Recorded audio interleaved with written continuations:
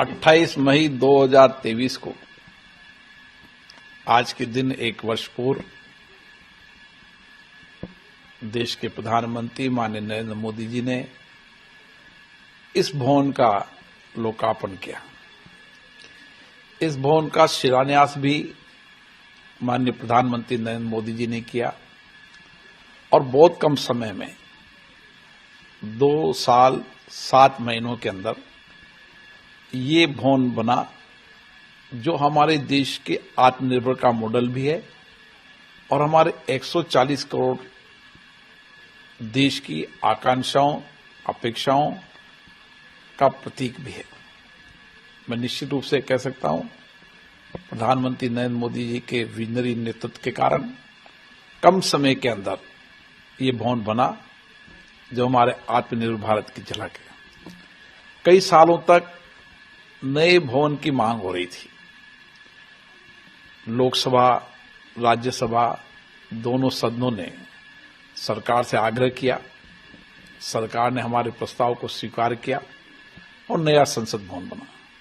और आज नए संसद भवन जहां नई टेक्नोलॉजी और टेक्नोलॉजी के साथ इको फ्रेंडली हम देखते हैं कि बिजली की बचत, पानी का पुनः रिसाइकलिंग और इसी के साथ साथ माननीय सदस्यों को नई टेक्नोलॉजी का उपयोग करते हुए पेपरलेस बनाने में ये संसद भवन अपने आप में महत्वपूर्ण है। वर्तमान परिप्रेक्ष्य में क्योंकि हमारे नए संसद भवन की आवश्यकताएं थी, पूर्व के कभी माननीय अध्यक्षों ने भी नए संसद भवन के लिए समय समय पर मांग की थी। मैं कह सकता हूं कि ये नए संसद भवन में जहां महत्वपूर्ण विधेयक भी पारित हुए, वहां पर संविधान संशोधन विधेयक पारित हुआ, नारी शक्ति वंदन अधिनियम।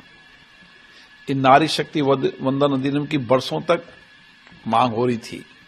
नए संसद भवन के अंदर ये विधेयक पारित हुआ और इस संविधान संशोधन से हमारे देश की महिलाओं को लोकसभा राज्यसभाओं के अंदर भी 33% के साथ उनको नेतृत्व करने का अवसर मिलेगा, ताकि जनता के अपेक्षा आकांक्षाओं को वो राज्य की विधानसभाओं में, लोकसभा में रख सके। इसी के साथ साथ हम अंग्रेजों के कानून से अभी तक देश चल रहा था। आजादी के बाद इस नए संसद भवन के अंदर हमने हमारे कानून बनाए जिसकी बरसों तक मांग थी। हम कब तक अंग्रेजों के कानून से चलते हैं और इसीलिए मैं माननीय प्रधानमंत्री जी, गृह मंत्री जी को धन्यवाद देता हूं, जिन्होंने आजादी के बाद अपने देश की संसद के बनाए कानून अब देश की जनता पर लागू हों। और कानून अपराध संहिता नहीं, न्याय संहिता। हम वर्षों से कह रहे थे कि ये कानून होना चाहिए न्याय संहिता के, लोगों को न्याय मिले, लोगों को सम्मान मिले। एविडेंस एक्ट भी पास हुआ ताकि जल्दी से जल्दी न्याय मिले और मुझे आशा है कि नए कानून में जल्दी से जल्दी न्याय मिलेगा। इस संसद भवन के अंदर नए संसद में महत्वपूर्ण विषयों पर चर्चा हुई। भारत की अर्थव्यवस्था पर चर्चा हुई, राम मंदिर जिसकी हम वर्षों से मांग कर रहे थे, राम मंदिर निर्माण के बाद यहां संकल्प पारित हुआ राम मंदिर निर्माण पर, और इसी के साथ साथ 2047 में भारत कैसा होगा उसके लिए भी यहां चर्चा हुई।